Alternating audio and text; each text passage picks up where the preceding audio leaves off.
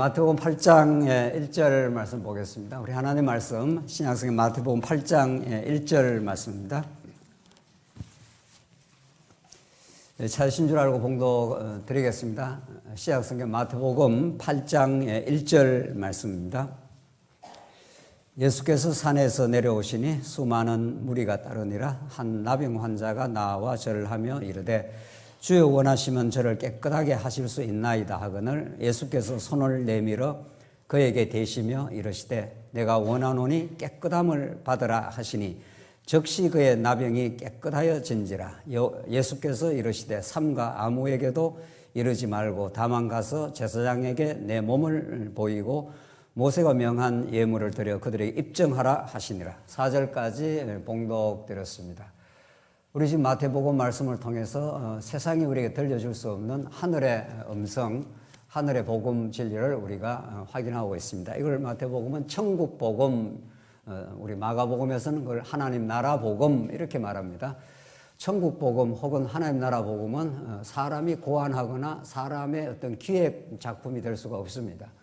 사람은 아담 타락 이후 모든 인류가 죄악 가운데 빠졌기 때문에 죄인들이 구상하는 일체의 모든 사상, 죄인들이 꿈꾸는 유토피아는 이 땅에 인간이 꿈꾸는 나라를 꿈꿀 수 있지만은 그것이 실제화될 리도 없고 언제나 결국은 그 꿈이 파산되고 말았다는 걸 인류 역사가 우리에게 증명해 주고 있습니다. 오늘 마태복음이 정언하는 하나님 나라의 복음, 예수가 구약의 하나님 나라 언약의 성취자로 오셔서 하나님 살아계심과 그 위대한 능력과 은혜를 증거하시고 우리들에게 확정하는 말씀이 마태복음의 신약성경 제일 첫 번째 위치하고 있는 마태복음의 말씀입니다. 우리는 지난 시간까지 5장에서 8장에 이르는 산상수훈이라고 하는 천국복음의 내용을 우리가 지난 시간까지 확인했습니다. 1장에서 4장이 마태복음 전체를 끌어가는 서론적인 위치고 5장에서 7장 우리 지난 시간까지 확인한 것이 예수님이 하나님 나라의 실체로 오셨는데 그는 이 땅에 무엇을 정언하러 오셨는가 하면은 구약의 율법과 선지자를 내가 폐하러 온 것이 아니라 성취하러 왔다. 이렇게 해서 예수님 스스로가 반석이 되시고 예수님 스스로가 좁은 문이 되셔서 그 문을 통과하여 그 반석 위에 세워지는 하나님의 나라를 당신이 이루어 주시겠다 하는 메시지가 우리 지난 시간까지의 말씀입니다. 지난 시간 그런 산상수훈이 끝나면서 예수님의 가르치신 그 가르치는 것이 권위 있는 자와 같다. 엑소시아라는 게 권능, 이게 하나님의 그 위대한 능력을 가지고 이 땅에 성취하시는 능력 이런 뜻인데 그것이 그들의 서기관과 같지 않다라고 우리 지난 시간 그렇게 결론이 나고 있습니다. 그러니까 예수님의 말씀은 복음의 메시지이고 그 복음은 인간이 협력해서 그 복음을 성취하는 게 아니라는 겁니다. 예수님이 복음을 선언하시면 그걸 당신의 엑소시아라고 하는 권능의 말씀, 권위 있는 말씀. 어떤 사람이 굉장히 그 사람이 이 집단에서 권위 있는 사람이다 하면은 뭐 이런저런 의견이 분분하다가도 그 권위 있는 사람이 이것이 옳은 뜻이다 이렇게 말하면 모두가 권위에 순종하지 않습니까? 그래서 이 땅의 권위주의는 나쁜 거지만은 권위가 필요한 거죠. 우리 하나님의 말씀이 그런 말씀입니다. 뭐 이런저런 이야기를 할 수 있고 교회는 이쪽으로 가야 되느냐 저쪽으로 가야 되느냐 이렇게 우리가 다양하게 의견을 제시할 수 있습니다만은 교회는 이런 것이고 교회는 이 목표를 향해서 가는 것이다 라고 예수님이 권위 있게 정언을 해 주시는 거죠. 목사는 자기 의견을 거기다 덧붙여서 정언하는 사람이 아니라 예수님의 권위 있는 말씀, 그는 말씀을 하면은 그 말씀이 이 땅에 성취해가는 권능을 가지고 있는 말씀입니다. 그래서 태초부터 종말까지 말씀이 살아 역사하셔서 말씀이 운동력이 있어서 좌우의 날선 어떤 것보다 더 예리하여 관절과 골수와 모든 것을 찔러 쪼개며 우리 안에 역사하시는 말씀인 거죠. 말씀이 우리 안에 역사하시기만 한다면 말씀은 우리에게 죄를 폭로시키고 우리를 의롭다 하시고 우리 일을 통해서 하나님 나라를 이루십니다. 오늘 8장 내용은 5장에서 7장이 마태복음의 가장 노란자이라고 볼 수 있죠. 그런데 이제 8장 들어가면 또 8장이 가장 중요하다 뭐 이렇게 말하는 거죠.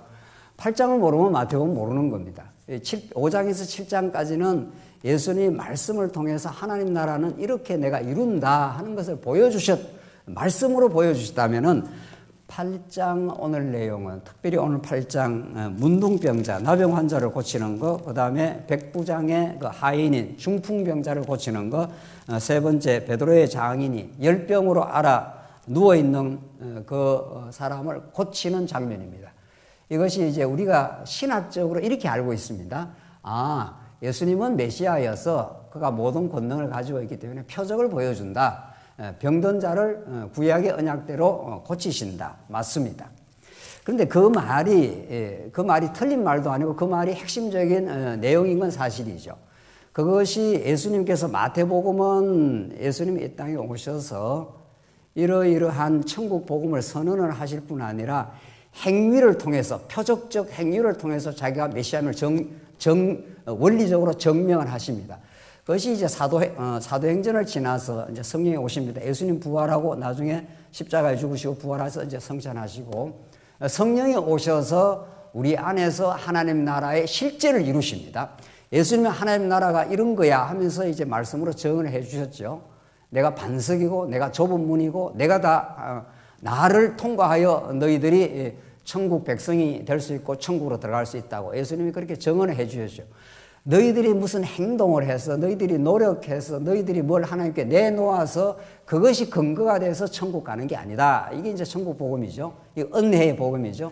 그렇게 해놓아서 오늘 8장에서 왜 나병 환자를 고치시는 데몬스트레이션을 하는 겁니다. 예수님이 당신의 권능을 이 땅에 실현을 해 가시는 거죠. 이것이 마태복음에서는 실제화되는 거죠. 즉석에서 문둥병자가 낫는 이제 그 일이 일어나는 거죠. 이것이 성령이 오시고는 어떤 복음적인 함의를 가지고 있느냐는 거죠. 그렇죠. 누가복음은 성령이 오시고 나서 그 뒤에 이어지는 실제화, 성령이 오셔서 이 복음이 증거가 되면은 실제화되어서 죽었던 영혼이 살아나고 죄인들이 의인이 되고 그래서 이 땅에 하나님 나라가 이렇게 성취되어 하나님 나라가 이루어지는 거죠. 그래서 땅끝까지 예수님 복음이 전파되면 성령이 오시면 예루살렘과 유다와 사마리아 땅끝까지 이르러 내 정인이 되리라. 그 정인이 증거하는 게 천국 복음입니다. 예수님 천국 복음 주체로 오시고 그가 율법과 모든 선지자를 성취하러 오시고 예수님이 나병 환자 같은 우리를 고쳐주시다. 이런 뜻입니다. 자, 오늘 8장 1절이 예수님의 객관적인 표적적 사건일 뿐 아니라 성령이 오셔서 나병 환자였던 우리를 온전하게 치유해 주시고 중풍병자는 일어날 수가 없죠. 아무것도 할 수가 없습니다. 자, 지금 오늘 나병 환자 세 가지 사건이 나오는데 첫 번째는 나병, 이제 문둥병자입니다. 나병보다 문둥병자가 우리 귀에 좀 더 익숙하죠. 옛날 성경에는 이제 문둥병이라고 있는데 문둥병은 가장 길게 한 병입니다. 치료할 수가 없고 가장 악한 병인 거죠. 그것이 그냥 예수님이 그냥 오셔서 나병 환자가 불쌍해서 고쳐줬다 이런 뜻이 아니라는 거예요. 예수님 무슨 병원장도 아니고 말이죠. 예수님 진짜 마태복음에서 환자들을 많이 고치십니다. 그럼 왜 지금 이 땅에 예수 믿는 사람들이 이렇게 우리 환자도 많고 질병을 앓고 있는 사람도 있는데 예수님의 권능으로 고쳐버리지 왜 안 고쳐주시고 우리가 질병을 앓기도 하고 어려움을 겪기도 하고 또 질병으로 죽기도 하는 겁니다. 예수님이 문둥병자, 예수님이 중풍병자, 그 다음 세 번째 열병, 그리고 귀신을 내쫓으면서 마지막에 17절 가보십시다. 우선 결론을 읽고 오늘 이 본문을 해석을 하겠습니다. 17절에 가면은 이는 선지자 이사야를 통하여 하신 말씀에 우리의 연약한 것을 친히 담당하시고 병을 짊어지셨도 함을 이루려 하심이리라. 구약의 선지자, 특별히 이제 이사야 선지자 53장이 그가 찔리면 우리의 죄악, 그가 상함은 우리의 문제, 이런 그 이사야 53장에 이제 고난의 종의 내용이 나오는 거죠. 그러니까 예수님이 병자가 불쌍해서 고쳐줬다 이런 차원이 전혀 아닌 겁니다. 그렇다면 우리도 다 건강하게 만들어야 되죠. 그리고 또 이 병자는 회복이 되지만 또 죽었습니다, 다들. 진짜 예수님이 건강하게 만들어 주려면 아예 병이 없는 뭐 불멸의 건강한 몸으로 만들어 주던가 해야 되잖아요. 그런 게 아니라는 거죠. 구약 선지자 이사야의 말씀을 이루려 하심이라. 구약의 모든 언약을 이루시는 권능을 가지고 있는 분이라는 것을 확정하려고 이제 그랬다. 이게 이제 결론이라는 거죠. 오늘 세 가지의 내용. 문둥병, 중풍병자, 그 다음에 열병, 그 다음에 귀신 들린 자, 이런 세 가지 이것을 고치신 것은 구약의 이사야에 나오는 이스라엘 백성들의 죄악의 짐을 짊어진 예수 그리스도의 말씀을 이룬다. 이렇게 되어 있습니다. 그러니까 이 땅의 모든 문제 양상, 이 땅의 질병이 되든 무슨 뭐 고통이 되든 갈등이 되든 분쟁이 되든 전쟁이 되든 이게 다 이 땅에 생겨나는 모든 삶의 고통과 어려움들이에요. 장애물들이죠. 그런 현상은 다 근본적으로 하나님을 떠난 현상에서 뿌리에서 나온 것들이죠.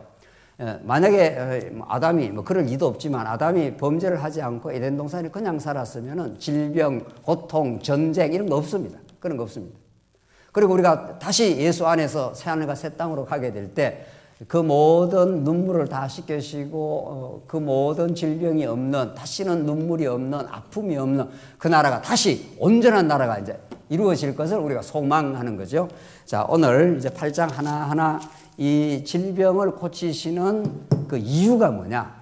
예수님이 이 질병을 고치는 목적이 뭐냐? 이 근본 목적이 뭐냐? 이걸 파악하지 않으면 이 말씀이 그냥 예수님이 고치셨대, 예수님 메시아래 이렇게 되는 거죠. 그러니까 자꾸 성경이 남의 이야기가 되는 거죠. 그냥 객관적인 어떤 사실에 대한 말씀이 되지 그것이 우리에게 어떻게 연결이 되고 우리에게 생명의 말씀이 되는지 그게 정리가 안 되면은 성경은 이제 그거 아는 말씀이야 이렇게 되는 거죠. 예수님 표적을 행한 거 우리 말씀 운동에서 우리 장안조항에서 모르는 사람이 어디 있습니까? 그러니까 다 들은 말씀으로 쳐버리는 거죠. 오늘 보십시다. 8장 1절 예수께서 산에서 내려오시니 수많은 무리가 따라. 자, 예수님이 산에 올라가셔서 구약의 모세가 시내산에 올라가서 하나님의 계시의 말씀을 받듯이 예수님은 산에 올라가셔서 산상수훈의 말씀을 정말 그 놀라운 도덕 윤리가 아니라 예수님이 이렇게 내가 천국을 이루겠다 하는 말씀을 행하시고 산에서 내려오시니 수많은 무리가 따릅니다. 한 나병 환자가 나와 절하며 이르되 주여 원하시면 저를 깨끗하게 하실 수 있나이다 하거늘. 자, 나병 환자를 생각해 봅시다. 나병 환자는 이 나병 환자, 문둥병자를 예수님이 고치는 사건은 그냥 아무 맥락 없이 그냥 나병 환자가 나오니 불쌍해서 고쳤다 이런 말이 아니라는 거죠. 왜? 이미 나병 혹은 문둥병은 구약의 언약의 맥락 속에서 너무도 중요한 복음 계시의 방편입니다. 구약에. 그 예수님이 일거수일투족은 구약을 근거로 하고 있고 구약의 언약의 내용들을 근거로 하고 그 구약의 언약의 내용을 성취하러 오신 분이죠. 다시 말씀드립니다. 예수님 병원장이 아닙니다.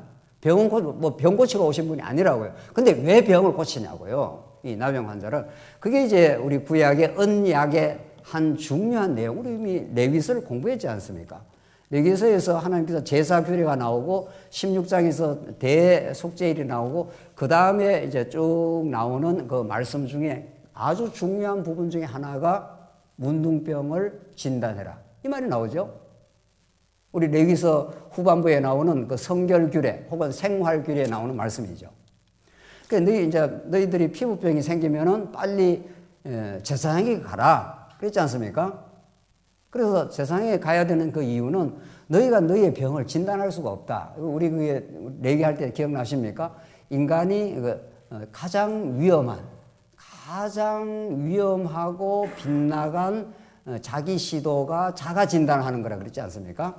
문제가 생기면 우리 인생에 이 문둥병은 하나의 상징적인 내용입니다. 물론 구약에는 문둥병이 있었고 그것이 복음에 대한 어떤 상징, 복음에 대한 깊은 의미를 갖고 레위서가 지금 설명되고 있는 거죠. 레위서는 다 율법 언약이니까 율법의 한 내용입니다. 이런 병이 생기면은 너희들 스스로 자가 진단하지 마. 그리고 반드시 제사장에게 너 몸을 보여줘. 그러면 그 병이 단순 피부병일 수도 있고 심각한 문둥병일 수 있는 것은 아삼파삼합니다. 아삼파삼이라는 말이 너무 어려운 말이면 애매하고 애매모호할 그렇다는 거죠. 그걸 스스로가 나는 그냥 괜찮은 피부병이야 이렇게 하면 큰일 난다는 거죠. 이게 레위기서에 나온 말씀이죠. 그리고 이제 레위기서에서 그래서 인간의 자기 문제, 자기 존재의 이유, 자기 존재의 실상, 김아무개라는 이 사람이 도대체 누구인지를 누가 규정을 해줍니까? 이 아무개라는 여러분, 뭐 박아무개라는 여러분을 누가 이러이러하다고 규정을 해줍니까? 아무도 규정 못합니다. 아무도 규정 못합니다. 그러니까 그러면 자기가 누군지를 규정을 못하고는 살 수가 없죠. 그렇죠. 자기 정체성인데 나는 누구야? 이러면 자기에 대한 자기 정체성을 규정을 해야 나는 학교에서 선생님이야. 이런 자기 선생님이라는 자기 규정이 떨어져야 아침에 8시에 일어나면 학교를 가지 않습니까? 학교 가서 학생들을 가르치고 이렇게 저렇게 그 선생님으로서의 어떤 직무 수행을 하게 되겠죠. 근데 선생님이 자기는 선생님이야 하자고 내가 병원의 어떤 의사야 이렇게 자기가 자기 규정을 엉터리로 규정을 했다 싶어요. 자기 원래 선생님인데 자기가 잘못 자기를 규정을 했다 싶시다. 그럼 자기는 의사로서 의료 기술이 하나도 없고 의사 면허증도 없고 근데 괜히 병원 가서 헛짓을 하게 되겠죠. 그래서 자기에 대한 이해, 자기에 대한 규정, 나는 누구야? 너는 이러이러한 존재야 라고 누군가가 절대적인 존재가 우리를 규정해 줄 때 그거를 정당한 자기 정체성이라고 그럽니다. 우리 청소년들이 사춘기 때 좀 방황을 한다는 거 아니에요. 뭐 학교 가도 별 재미없고 뭐 노는 친구들하고 놀러 다니고 뭐 대학을 가라고 엄마 아빠는 자꾸 이야기해도 공부는 별 되지도 않고 그래서 자아 정체성에 혼돈이 있다. 청소년들이 그래서 부모님들이 뭐 상담도 좀 시키고 또 그 애가 뭐 공부를 잘하든 뭐 운동을 잘하든 그 아이의 어떤 잘하는 어떤 것을 경험을 시켜가고 그걸 규정을 좀 해주는 거죠. 그래 그걸 스스로가 좀 받아들일 수 있도록 그렇게 해서 청소년기를 지나다가 나는 음악을 잘해. 이러면 그 음악 대학을 간다든가 뭐 음악 실기를 한다든가 이러면은 자기가 길을 찾는다 이렇게 말하지 않습니까? 아이들 안 키워보셨나요? 뭐 그렇게 하죠. 그거는 너무도 기능적이고 지엽적이고 우리 인생사의 하나의 문제지만은 인간 존재 자체에 대한 자기 규정 인간이 어디서부터 왔어? 어떻게 왜 사는 거야? 어디로 가는 거지? 에 대한 총체적인 진단과 처방을 누가 해주냐고. 자, 문둥병이 걸렸는데 자기가 자기 스스로를 진단을 해버려요. 나는 단순 피부병이지. 이렇게 자기를 또 진단을 해버렸습니다. 자기가. 그 인간 자기가 규정한다는 것은 어리석은 게 없는데도 모든 인간이 그렇게 한다고요. 모든 인간이. 그렇게 해서 나는 문제가 없어. 이렇게 해서 돈 버리고 뭐 시집 가고 장가고 이렇게 하다가 이제 나이 들어가고 덜컥 죽음이 찾아오는 거죠. 인생이 뭐야? 왜 살았어? 이게 답이 없는 거죠. 그러니까 여러분과 저는 이제 그런 길을 가는 건 아니지만은 모든 인간이 그렇습니다. 모든 인간이. 그래서 세상이 어떤 사람을 규정을 해주기 시작합니다. 자기가 자기를 규정 못합니다. 또 자기가 자기를 규정할 만한 그런 권위와 그런 지식과 그런 뭐 경험이 있는 것도 아니잖아요, 인간이. 그러면 그 권위와 지식과 모든 원천이 어디에 있는가 하면 사회에 있어요. 모든 사람은. 그러니까 그 사회가 규정하는 권위가 있는 사람, 그 사람들이 나를 규정을 해준다는 거예요. 너는 인류대학 나온 사람, 이렇게 규정을 해줘요. 그럼 자기가 좀 인류대학을 만약에 예컨대 나왔다 칩시다. 그러면 그 사람이 자기가 뿌듯한 어떤 느낌을 갖고 있어요. 너는 삼류대학 나왔잖아. 그럼 그 사람은 이 사회에서 별로 자기 존재 가치가 별로 없다고 생각하는 거예요. 누가 규정해 준 거예요? 제 전문 용어로 해서 어떤 놈이 규정해 준 거예요? 누가 내 인생을 규정을 해 준 거냐고요. 아무도 여러분과 저를 절대적으로 규정해 줄 사람이 없고 그 규정해 주는 사회적 기준이라는 게 다 엉터리입니다. 그래서 십자가의 도는 세상이 내게 대하여 죽었고 내가 세상에 대해서 죽었다 그래요. 갈라디아 6장 14절에 예수 믿고 십자가 안에서 새로운 생명을 얻고 우리가 하나님의 사람이 되면 세상이 내게 대해 죽어버렸어요. 세상이 내게 대해서 규정 못한다 이런 말이에요.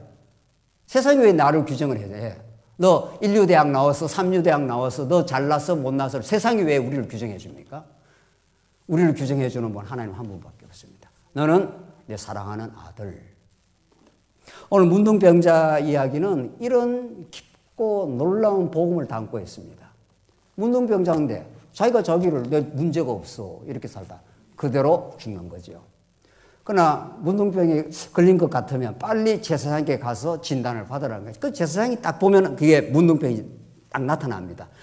빨리 진 밖으로 보내가지고 치료 기간을 거쳐서 회복해서 돌아오게 만들죠.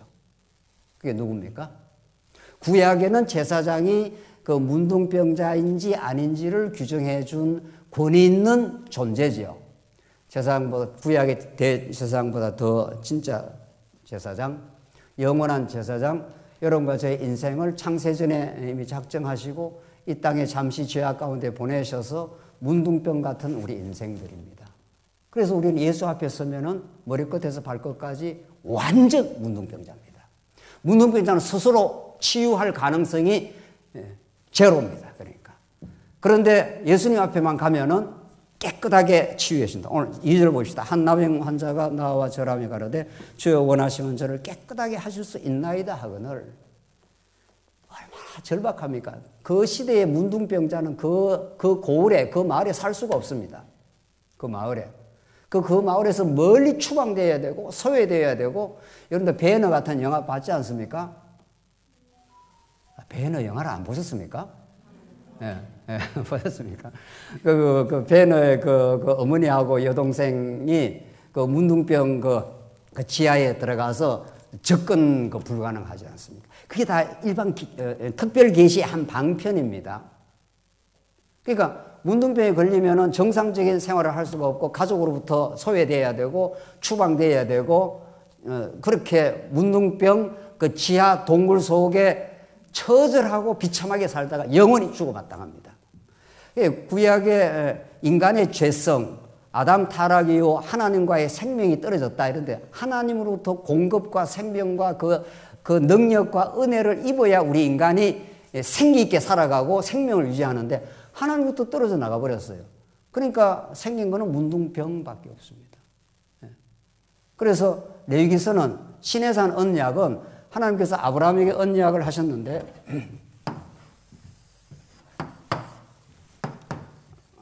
하나님께서 아담에게 언약했는데 모든 인류가 죄악 가운데 빠졌다. 이걸 레위기서가 문둥병 혹은 유출병으로 표현을 하는 겁니다.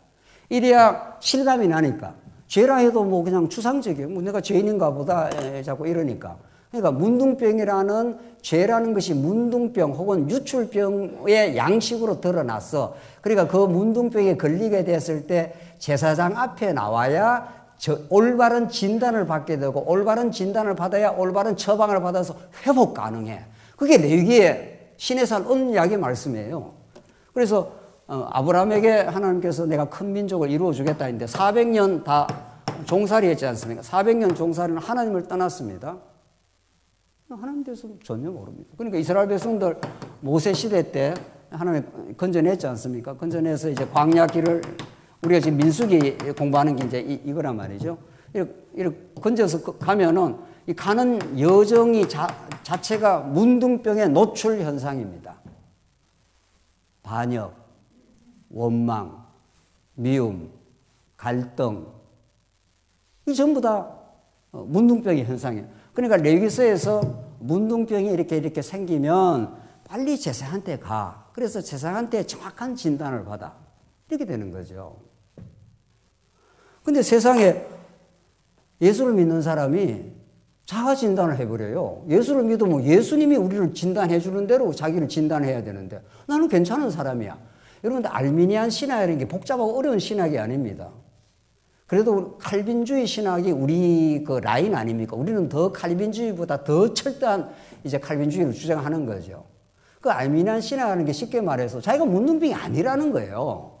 조금 내가 인간이 문제는 있긴 있지만은 아직도 괜찮은 부분이 있어서 예수를 믿어서만 구원이 아니고 예수를 믿을 뿐 아니라 나도 열심히 주를 위해서 열심히 살아서 그것이 결합을 해서 우리가 구원에 이른다. 구원이라는 밧줄을 내려줬지만 잡고 안 잡고는 인간에게 달렸다. 이게 문둥병자가 뭐 잡고 안 잡고 이런 할 가능성이 있습니까? 문둥병자는 자기 치유 가능성이 없는 사람이에요.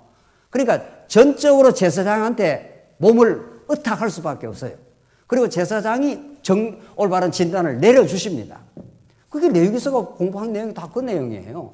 그래서 예수님은 그걸 너무 잘 알고 계시고 오늘 같은 세팅을 하나님께서 주셔서 문둥병자가 나와서 원하시면 깨끗하게 할 수 있나이다. 그러니까 예수님이 손을 내밀어 내가 원하는 깨끗함을 받아라. 즉시 그의 나병이 깨끗해진지라. 예수께서 이르시되 삼가 아무에게도 이르지 말고 다만 가서 제사장에게 내 몸을 보여 모세가 명한 예물을 드려 그들에게 입증하라. 이게 구약의 지금 레위기의 언약을 그대로 예수님이 말씀하시는 거죠. 그렇죠? 이걸 우리가 왜 읽어야 되나요? 우리는 지금 문둥병자도 아닌데 멀쩡한 건강한 사람인데 만약 우리가 그렇게 생각한다면 이게 아무런 우리한테는 메시지가 안 되는 거죠. 예수님 그냥 문둥병 고치는 능력이 있대. 남의 이야기가 되는 거죠. 아니에요. 예수님은 한번 원리적으로 이렇게 실현을 하셨고 오고 오는 모든 하나님의 백성은 문둥병이에요. 우리가. 그걸 로마서는 의인은 없나니 어떻게 해요? 하나도 없도다. 피 흘리는데 발이 빠르고 목구멍은 열린 무덤이야. 그게 다 문둥병의 현상들을 로마서가 그렇게 표현을 하고 있는 거예요. 수건수건하는 자요, 무정한 자요, 배약하는 자요, 부모를 원망하는 자요. 뭐 로마서에 나오는 그 모든 현상이 문둥병 형상이에요. 로마서에 나오는 그 죄의 목록을 우리 인간이 다 하고 있고 그걸 스스로가 치유 안 됩니다. 치유할 수 없어요. 그러니까 예수님이 오셔서 그 치유를 해 주셔야 돼요. 어떻게? 십자가에서. 이렇게 되는 거죠. 그래서 오늘 8장 1절에 이 문둥병 고치는 이 사건은 산상수훈의 천국 복음을 실현하는 하나님의 행위 실현이에요. 내가 이렇게 천국을 이루겠다. 너 다 문둥병자잖아. 이런 말이에요. 그러니까 교회에 와서 내가 문둥병자임을 자각하는 게 복음으로 들어가는 입문이에요. 천국 복음으로 들어가는 가장 중요한 초기 단계가 자기가 문둥병자임을 아는 겁니다. 자기가 만약 문둥병자를 안다면 다른 사람에 대해서 이러쿵 저러쿵 뭐 이러쿵 저러쿵 이런 말들이 다 무의미한 말이 되는 거죠. 그런 말들이 다 싹 사라지겠죠. 내가 문둥병자인데 내가 지금 여기 우리 교회에 나올 수 없고 저기 소록도에 가서 소록도는 괜찮은 곳이에요. 요즘 소록도는 그냥 살만한 곳이라고 해요. 성경에 나오는 문둥병은 그 인간 집단에서 완전히 추방되는 존재예요. 그래서 이게 복음이 되는 거죠. 그래서 이게 복음이 되는 거죠. 레위기서에 따른 레위기 13장 우리 다 공부했지 않습니까? 제사장이 진단할 때 어떻게 진단을 하는가 하면은 머리끝에서 발끝까지 온통 문둥병에 걸렸다 하면은 걸렸는데 제사장이 뭐라 그러죠? 정하다 그렇게 해줘요. 오히려 생살이 좀 나왔고 약간 생살도 있고 문둥병도 엉거주춤하게 있으면 그걸 부정하다 그래요. 전 다른 이야기죠. 좀 이상한 이야기죠. 오히려 온몸이 문둥병이 걸려야 그때라야 제사장이 정하다 해줍니다. 이게 무슨 말입니까? 그 무슨 말이에요? 여러분과 제가 머리끝에서 발끝까지 하나님을 다 떠난 인생이요. 다 자기 욕망에 사로잡힌 인생이요. 문둥병 같은 머리끝에서 발끝까지 하나도 우리는 정한 것이 없다고 전적으로 우리는 죄인이라고 인정할 때 전적인 의인이 되는 겁니다. 정해지는 겁니다. 그런데 나는 좀 문제는 있긴 있어. 나는 내가 좀 다른 사람 상처도 준 적도 있고 좀 욕심도 부린 적도 있는데 아니면 너무 많아. 생살이 있어. 온 몸이 문둥병이 아니라 생살도 좀 있어. 이게 알미니안 신화 2단이에요. 이게. 그리고 사람은 제사장한테 전폭 의지 안 하죠. 생살이 자기가 건강한 부분이 남아있기 때문에 그걸 통해서 회복해 나갈 수 있다고 보는 거죠. 이런 저는 완전 문둥병자예요. 예, 김병 목사 아니라 천하 없는 사람도 문둥병자예요. 성경이 그걸 말하고 있는 거예요. 또 레위기서가 그걸 말하고 있어요. 그래서 문둥병자를 온전하게 예수님께서 치유를 해 주셨다. 그래서 이건 예수님이 복음서에서 실현을 하신 거고 이제 성령이 오시지 않습니까? 예수님 부활해서 성천하셔서 하늘 보좌에서 지금 천상의 통치를 지금도 하고 계시되 하나님께서 성령이 오셔서 예루살렘과 유다와 사마리아 땅끝까지 이르러 성령이 임하시면 죄와 은혜와 심판에 대해서 성령이 선언을 해주겠다. 성령이 임하는 곳에 자기 죄가 어떤 것이 내가 얼마나 하나님을 믿지 않고 자기를 믿고 살았는지 우리 지난 시간 내 아버지의 뜻대로 행하는 자에 대해서 우리가 심도 있게 확인했지 않습니까?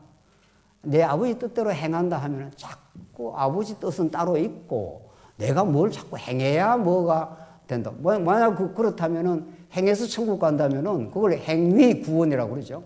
믿음으로만 구원 얻는 게 아니죠. 여러분과 저에게는 그 섣부른 몇몇 자기중심적 행위가 절실한 게 아닙니다. 우리는 머리끝에서 발끝까지 문둥병으로 가득 찬 존재, 자기 안에서 아무런 가능성과 빛이 없는 존재, 그래서 예수께로 갈 수밖에 없는 존재, 전폭적으로 예수만 믿는 존재입니다. 거기서 막 완전한 자유가 있고 온전한 은혜가 깨달아지고 거기서 인간 존재의 혁명이 일어납니다. 자기가 뭐 괜찮은 사람이라면 그 괜찮은 게 기준이 되어서 늘 공로가 될 거고 괜찮은 게 기준이 되어서 남을 정죄하는 판단이 되는 거죠. 그렇죠. 내가 괜찮은데 너는 아니잖아. 그 말이죠. 우리 살아가는 대부분이 그런 거죠. 그래서 심판자가 되고 그래서 판단자가 되어서 얼마나 우리가 많이 삽니까? 나는 이런 거 괜찮은데 너는 못하잖아. 이런 거죠. 그러나 기준을 바꾸거나 하면은 그 기준은 언제든지 달라집니다. 언제든지 달라진다고요. 세상에 어떤 우리 동역자 이렇게 하고 막 토론을 한 적이 있어요. 토론을 한 적이 있다. 이 현 정권이 뭐 이렇게 문제가 많다. 뭐 이런 거예요. 현 정권이 문제가 많을 수 있겠죠. 그럼 이전 정권은 굉장히 잘했습니까? 기준이 자꾸 바뀐다고요. 누가 만든 기준이에요? 누가 만든 기준이 정의의 기준이냐고요. 우리나라에서는 전쟁이 일어나면 여러 사람 많이 때려 죽여야 그게 선이 되는 거죠. 전쟁이 일어나면은 그러니까 전쟁이 일어났으니까 그렇지 이런 거죠. 전쟁이 일어나면 많이 때려 죽여야 돼요 사람을. 그래야 무공 훈장을 받을 거 아니에요. 그 평시에는 사람 한 사람만 죽여도 그 사람도 감옥 가서 무슨 교수형에 처하든지 하겠죠. 누구 기준이 사람을 죽여도 정의가 되냐고요. 없어요. 그런 거 없다고요. 그러니까 전부 세상에서 살면 자기 가정에서 자기 사회에서 살아오서 경험이 된 어떤 기준이 있는 것 뿐이에요. 경험이. 아랍권에 가면 여자를 많이 데리고 살아도 문제가 안 되지 않습니까? 오히려 그게 부자의 권위지 않습니까? 우리 한국 사회에서는 그렇게 살면은 그게 안 되지 않습니까? 어떤 게 올바른 거예요? 어떤 게? 없어요. 그러니까 거의 자기는 그게 옳다고 생각하는 것이 자기가 살아왔던 어떤 경험치와 그 만난 사람들과 자기가 좀 교육받았던 가정에서 경험했던 그것을 절대화하고 있는 거예요. 누구나. 그것이 아니지라고 예수의 절대적인 기준 앞에 설 때 우리가 가지고 있던 기준들이 다 틀렸어. 예수만이 우리의 의가 돼. 이렇게 우리가 나병에서 깨끗하게 될 필요가 있습니다. 그리고 예수님이 그렇게 만들어 주셨습니다. 그래서 예수만 나의 의가 됩니다. 이런 거죠. 이때 우리는 우리의 무서웠던 그 문둥병 같은 질병으로부터 온전히 해방을 받고 온전하게 나음을 얻은 하나님의 자녀가 되는 거죠. 그걸 그렇게 모인 사람들을 교회라 그럽니다. 그래서 교회가 정상적이고 복음이 제대로 전파되고 우리 성도님들이 자기가 문둥병이다를 깨닫기 시작하면은 다른 사람에 대해서 그렇게 판단하거나 그렇게 못합니다. 그래서 우리가 정말 다른 사람이 실수하고 범죄하면은 그럴 수 있지. 그럴 수 있겠지. 나는 저것보다 더 심각한 질병이었던 문둥병 환자였지. 이렇게 되는 거죠. 이것에서 벗어나기가 쉽지 않는가 봐요. 이것에서 벗어나기가 그렇게도 어려운가 봐요. 그렇게 어려운 게 아니라 불가능한가 봐요. 성령의 역사입니다. 이거는. 성령이 찾아오셔야 우리가 죄와 의와 심판에 대해서 알려주겠다. 죄가 뭔지를 알려주고 의가 뭔지를 알려주고 심판이 뭔지에 대해서 알려주겠다. 이게 요한복음의 말씀이에요. 그러니까 성령이 오시지 않으면 성경을 자기 어떤 행동의 근거로 삼아버리는 거죠. 우리 5장인 10장까지 너무 많이 말했잖아요. 구제, 기도 이러면 덜렁 우리가 해버리는 거예요. 기도를 여러분과 저가 합니까? 못합니다. 기도를 하는 게 아니고 소원 성취를 구하는 거죠. 그러니까 우리가 진짜 기도를 할 수 있는 것은 성령이 찾아오셔서 우리의 욕망과 어리석은 생각을 다 잠재우시고 하나님의 나라와 그의 의를 구하게 되는, 하나님, 내가 고난의 길을 간다 할지라도 이것이 하나님의 뜻이라면 가겠습니다. 내가 가난해진다고 하더라도 이것이 하나님을 배우는 길이라면 가겠습니다. 하나님께서 내가 부유하게 한다고 하더라도 그것이 하나님의 뜻이라고 생각하면 그 길을 가겠습니다. 그래서 내가 원하고 내가 싫어하는 것, 내가 선이라 악이라 하는 판단 기준 자체가 없어진 상태입니다. 그러면 예수님만 우리의 기준이 되는 거죠. 그걸 기도라 합니다. 기도는 여러분과 저가 하는 게 아닙니다. 도무지. 예수님이 오셔서, 성령이 오셔서 우리 마음에 그 마음을 주실 때 우리는 기도하게 되는 겁니다.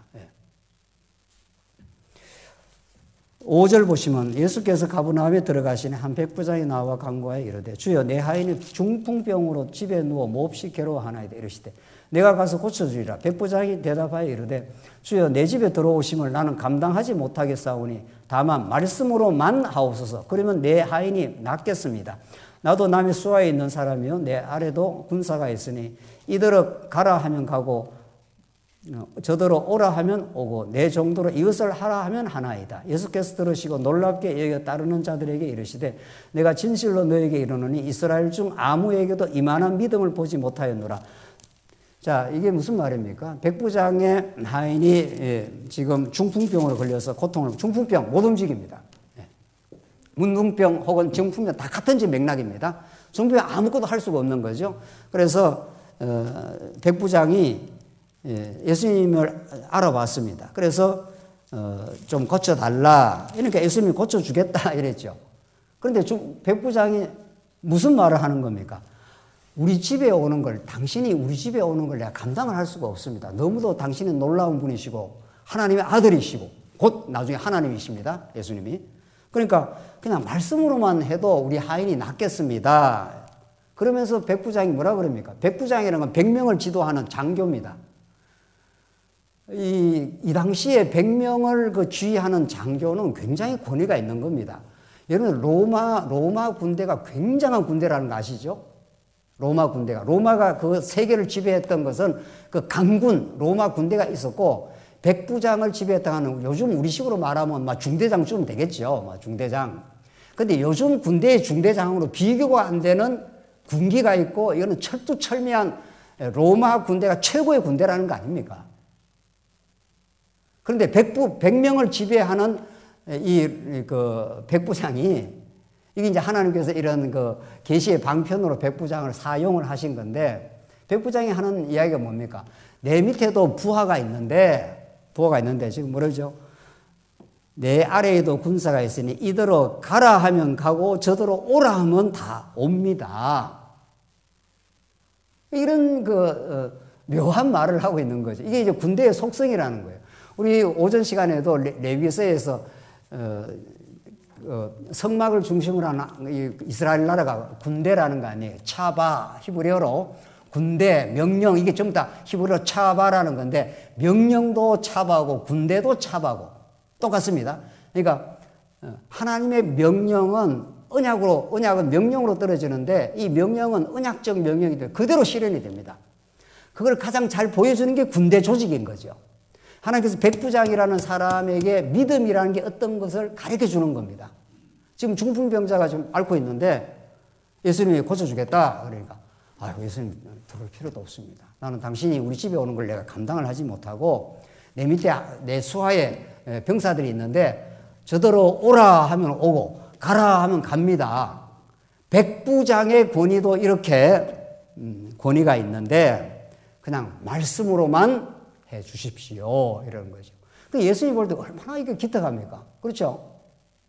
내가 이만한 믿음을 본 적이 없다. 그러면서 11절 끝까지 한번 해석합시다. 11절 또 이르시되 동서로부터 많은 사람이 이르러 아브라함과 이삭과 야곱과 함께 천국에 앉으려니와 그 나라의 본 자손들, 이게 유대인들입니다.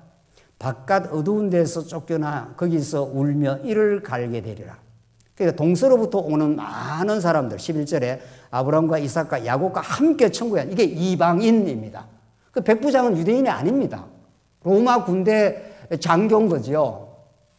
그런데 어떻게 로마 군대 장교가 예수님이 집에 오는 것도 내가 감당을 할 수 없으니 그냥 말씀으로만 나았다고 하십시오. 그러면 나을 거 아닙니까? 내가 군대의 지휘자인데 내 수하 있는 사람은 오라 하면 오고 가라 하면 가는 이런 내가 군대 지휘관으로서 100명을 지휘하는 사람들 이런 권한과 권능을 가지고 있는데 당신은 우주를 창조하시고 질병을 없이 할 수 있는 메시아 아닙니까? 지금 그 말이죠. 그게 믿어져 버렸어요. 어떻게 믿었다는 말은 성경에 없죠. 그러나 그 믿음이 생긴 거죠. 여러분과 저에게 찾아온 믿음이라는 게 그렇습니다. 믿음은 인과응보의 원칙과는 너무도 다릅니다. 우리 인간이 행하는 모든 일들은 내가 원인을 집어넣어 가지고 결과를 만들어내죠.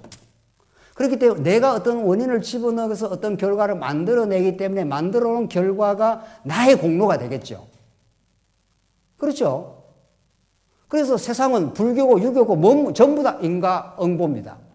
인간이 어떤 원인을 집어넣으면 원인이 결과를 만들어내는 근거가 되는 거죠. 촛불을 이 불이 있지만 저쪽에 나가다 저 뭐라 그럽니까? 스위치를 딱 끄면 불이 딱 나가죠. 그 스위치를 끈다는 원인이 집어넣으면 불이 나가고 스위치를 켜면 불이 들어오죠. 그러니까 내가 하는 거죠. 그래서 모든 종교가 인과응보입니다. 내가 하기 나름이다. 남편 하기 뭐 부인 하기 나름이야. 뭐 이런 말 뭐 이렇게 저는 이거 들은 적이 있는 것 같아요. 네, 어디서 들었는지 집에서 들었는지 내가 잘 모르겠는데. 네. 뭐 하기 나름이래요. 구원도 자기 하기 나름이래요. 믿음도 자기 하기 나름이래요. 그런 게 기독교냐고요. 교회 생활도 자기 하기 나름이래요.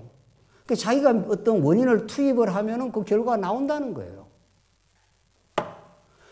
백부장은 어떤 원인을 집어넣어서 이런 놀라운 믿음을 가지게 되었습니까? 그래서 믿음이라는 것은 내 편에서 뭐를 만들어내고 내 편에 무엇을 집어넣어서 뭘 얻어내는 열매가 아닙니다. 그래서 선물이라고 합니다.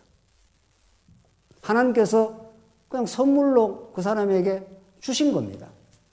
이걸 로마서, 이거는 한번 확인해 봐야 돼요. 로마 14장 17절로 한번 봅시다.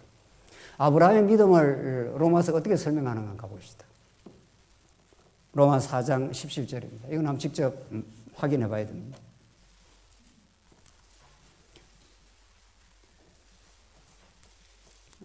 로마서 4장 말씀은 아브라함이 자기 행위로 구원을 얻은 게 아니다. 믿음으로, 언약에 근거한 믿음으로 구원을 얻었다 하는 것을 계속 설명하는 그 맥락 속에서 믿음을 이렇게 규정을 합니다. 17절을 보시다.